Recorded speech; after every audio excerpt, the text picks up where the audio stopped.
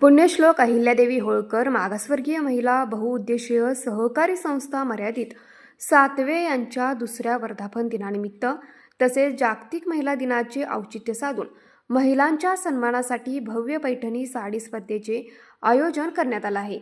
खेळ पैठणीचा सन्मान महिलांचा या संकल्पनेतून होणाऱ्या या स्पर्धेत 20 आकर्षक पैठणी साड्या व 20 सन्मानचिन्ह ट्रॉफी दिल्या जाणार आहेत.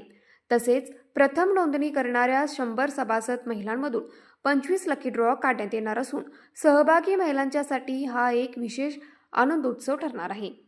ही स्पर्धा रविवार 1 मार्च 2026 रोजी सकाळी 10 वाजता सातवे हायस्कूल सातवे येथे आयोजित करण्यात आली आहे.